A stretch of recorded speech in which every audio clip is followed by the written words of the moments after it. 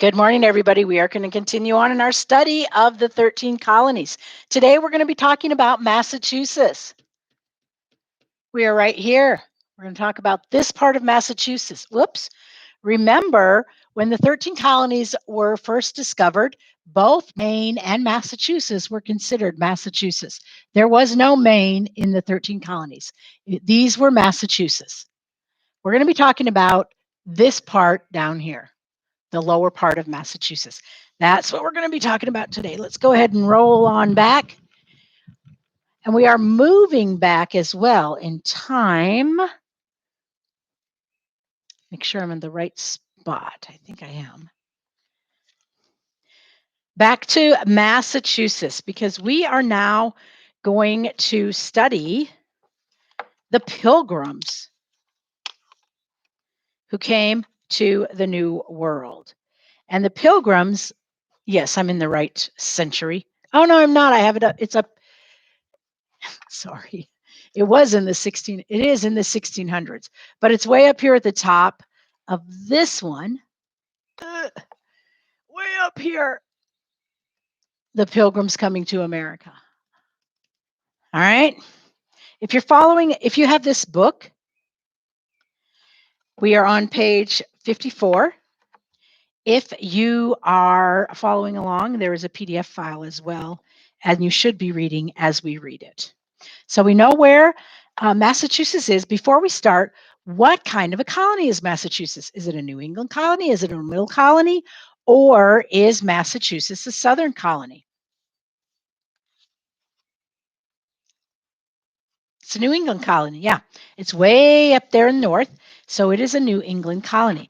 Before we start reading in the book, I'm sorry, I do have some background information that I want to read to you.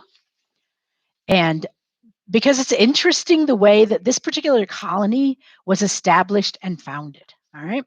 The colony of Massachusetts is really a tale of two colonies in one.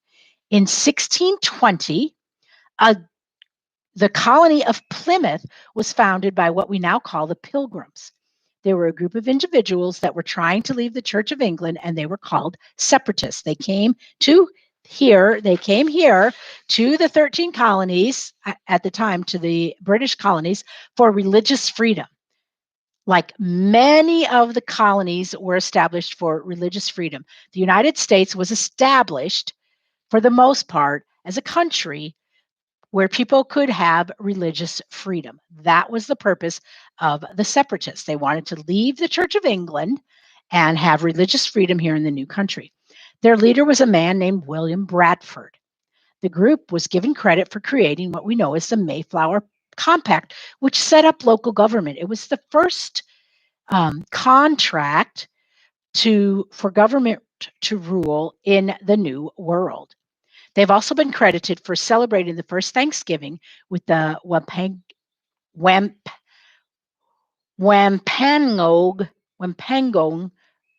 Native Americans. I'm sorry, I'm not very good with the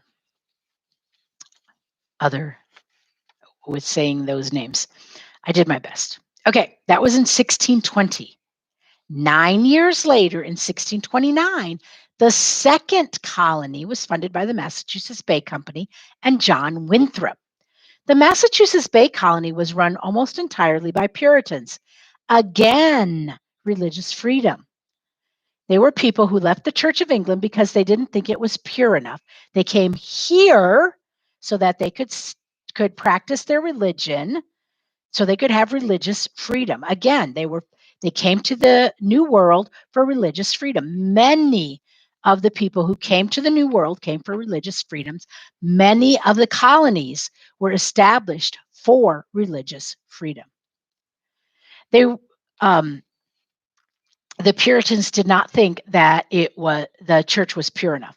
They were extremely intolerant of different religions. The Puritans were, and they forced many great religious leaders to leave their village of the Massachusetts Bay Colony. They forced people such as Roger Williams, Anne Hutchinson, and Thomas Hooker. They founded the city of Boston, which John Winthrop nicknamed City on a Hill. Boston will have many firsts for America, including having the first university of Harvard, which was originally created for religious education. And if you go to Harvard today, you will see that that is no longer the case. Harvard is no longer a religious university, and it is no longer even a conservative university, but that is the way that it was originally established. Okay, now we are going here to our book, page 54. Do you remember the names of the three regions? If you said Southern, Middle, and New England colonies, you are correct, and you better know that by now. Now we're going to jump over the Middle colonies and go north to the New England colonies. We'll come back to the Middle colonies later. To learn about these colonies, we have to travel back to the fall of 1620 and meet the first New England colonists, the Pilgrims. The Pilgrims spent a great deal of time planning their move to America. At last, in September of 1620, they were ready to make their voyage. Land ho, land ho, the sailors cried. The passengers crowded onto the deck of the Mayflower. They wanted to have their first look at America. The Mayflower had been sailing for Virginia, but it ended up what is now Massachusetts. A month later, the Mayflower crossed the bay. On a cold morning in November of 1620, the passengers were ready to go to land. Who were these people on board the ship? Today, we call the Mayflower's passengers the Pilgrims. A pilgrim is someone who travels for religious reasons, and that was the reason that they came. Religious reasons is why they came to the United States. Well, the New World. It wasn't the United States at the time. The people on the Mayflower had left their homes in England for a new life. The Pilgrims were not like the first Jamestown settlers. The first Jamestown settlers had wanted to find gold and other riches. Many refused to do hard work. They did not want to build houses or plant crops. They only wanted to return to England as rich men. The Pilgrims, however, were not looking for gold. They wanted to build houses and start farms. They wanted to raise their families in the new land, and they did not want to go back to England. In England, King James made everybody obey the rules of the Church of England. The Pilgrims, however, did not wish to do so. They believed so strongly that God wanted them to worship in a certain way that they left the Church of England. They were called Separatists because they wanted to separate or break away from the Church of England. And that was against the law. They risked being put in prison. When the king found out about the Separatists, he was very angry. He did everything he could to make their lives miserable. He even put some of them in prison. The Separatists were afraid to stay in England, so they went to the Netherlands. But life was very difficult. People had to work very hard for very little money in the Netherlands. The people in the Netherlands spoke Dutch. The Separatists were afraid that their children would forget how to speak English. About 12 years later, the Separatists decided to leave the Netherlands.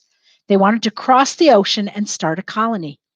In their new home, they would have their own land and they could worship God in their own way. Not all of the people on the Mayflower were separatists. Other people from England had joined them. But like the Separatists, these people were sailing to America to begin a new life. They were not coming here to get rich. Altogether, 102 passengers and 30 sailors sailed on the Mayflower.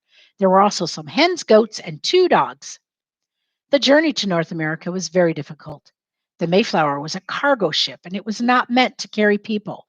It was very crowded. The Pilgrims slept on the floor below the main deck.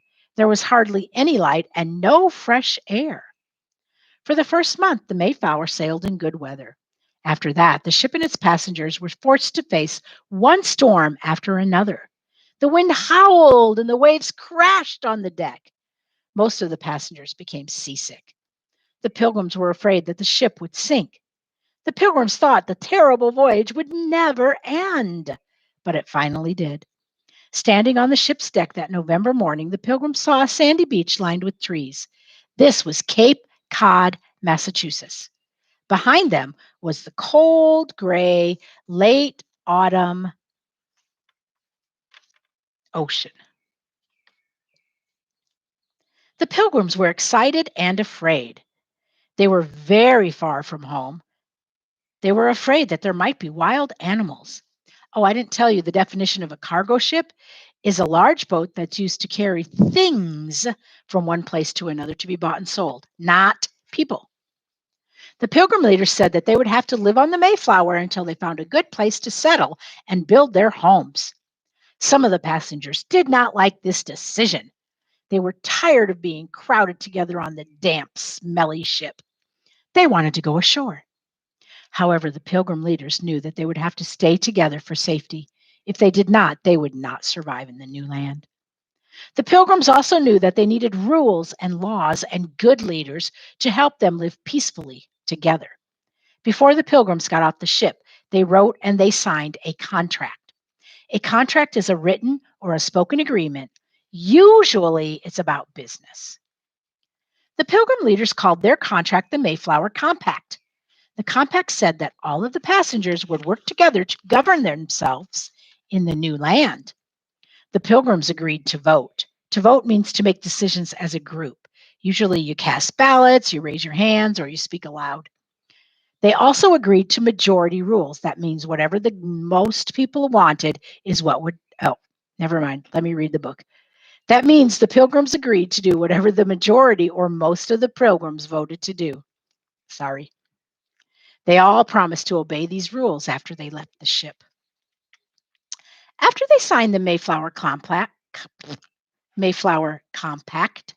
the passengers were allowed to go ashore on Cape Cod. Everyone's legs were wobbly after being at sea for so long. Even though it had already snowed, the children ran on the cold, sandy beach. The men searched for fresh water and dry firewood. They also explored the area. The women washed clothes. Soon the rocks and the bushes were dotted with clothing spread out to dry. It took the Pilgrims almost a month to find a permanent place to settle. They finally decided on a spot on the other side of the Massachusetts Bay from Cape Cod. There, the water was deep enough to anchor their ship. When they explored the land, they found the Native American fields had already been cleared for planting. They found fresh water, streams, and forests for timber. The Pilgrims named their new settlement Plymouth. Plymouth Settlement. Okay. Oops, where's my book? There's my book. Let's read a little bit about the Pilgrims coming to America. Where had the Mayflower set sail for, and where did it land instead? Yes, it set sail for Virginia, but it ended up landing at Cape Cod, Massachusetts. What is a pilgrim? A pilgrim is a person who travels for religious reasons. Why were the Pilgrims called Separatists in England? That's an easy one, right? Because they wanted to separate from the Church of England. That's why they were called Separatists. Why didn't the Separatists stay in the Netherlands after they went there? They were safe from the English king there. Why didn't they stay there? Yes, they were concerned that their children would forget how to speak English, and life in the Netherlands was very difficult. It was not an easy place to live. What was the journey to America like for the Pilgrims? It was a really difficult journey. It started out with nice weather and the smooth sailing, but then after they had been on the ship for maybe a month, they had many storms, storm after storm after storm, and a lot of people got seasick, and it was really cramped, and it was damp because it's on the ocean, and yeah, it was just not a pleasant journey. Do you think that the Pilgrims believed the rough journey to America was worth it? I bet most of them did. Probably most of them thought that because although they suffered a great deal while they were on the ship, they were now free from the king's rule, and they were able to come to the new world where they could make a new life for themselves. What was the Mayflower Compact? You're right. It was the contract that the Pilgrims drew up before they left the ship, before they left the Mayflower. And what it said is that all the passengers would work together and that they would govern themselves in the new land. The Mayflower Compact was basically the first contract for self government in the New World. All right. Tell me, who were the Pilgrims and why did they choose to sail to America? The Pilgrims, yes, they were a group called Separatists because they wanted to separate from the Church of England and because they disagreed with the church. And so they sailed to America for religious freedom. That is the reason that the Pilgrims came to America, for religious freedom. Okay, the only other thing we're going to do today, we're not taking notes, but what we are going to do is we're going to label our map. So you should now have a map of Massachusetts. Should look like this. This funny looking thing with the little boot, that's Massachusetts. And that's what we're labeling today. The first thing we're going to label is Plymouth, and we are going to label it with an asterisk and a 1 because we're going to have 2 asterisks. Remember, Massachusetts is basically a colony that was founded twice, with Plymouth, Massachusetts, and then later we'll learn about the Puritans in Salem, Massachusetts. So the first thing we're going to do is Plymouth, Massachusetts, and that is located kind of at the top of the boot, not the toe of the boot, but like where you would put the boot on your foot.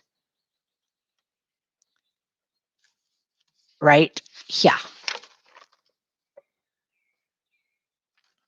That is Plymouth. I'm going to make my key with my asterisk and a 1. And that is Plymouth. And the other city that we're going to label, well, we're going to label 2 more. So there's be a total of 3, is Salem, Massachusetts. Now, Salem, Massachusetts is still located on the coast because remember, the ships were coming from Europe. So they were sailing in onto the east coast of the United States. So most of the colonial cities are right on the coast, on the Atlantic coast. This is towards the top. Let me go ahead and mark it, and then you can mark yours. I'm marking it bigger than it really was so you can see it. It's more up here in the northern part, the northeastern part of Massachusetts. That is going to be asterisk 2. That is Salem, and that's spelled Salem. Salem. The only other thing, we're going to mark the Charles River, but before we mark that, we're going to mark the capital of Massachusetts, which is Boston. And Boston was very near Salem because remember John Winthrop, we briefly read that he was the man who was responsible for that for Boston. And he called it the city on the hill. So let's go ahead and mark our capital. It is also on the coast. You've heard of Boston Harbor, Boston Tea Party. You heard about that in first grade, I know. Boston is right up here. And that is a star with a circle around it because that is the capital of Massachusetts. And that's spelled Boston. Boston. The other thing that we're going to mark is the Charles River because that was an important river. It is a super, super curvy river. It starts at the Atlantic. Well, actually, it empties into the Atlantic coast, but that's where I'm going to start drawing mine at Boston. And it has a few curves in it, and it curves south quite a bit, and it makes almost a hairpin curve. Then it comes back, and then it has almost a little squarey curve in it. It's a very curvy river right here. That is the Charles River. Like King Charles, Charles River. All right, there you go. When you're finished labeling it, you can cut it out and glue it into your interactive notebook. We will take notes on this chapter tomorrow. You guys have a great day, and I'll be back tomorrow. Bye.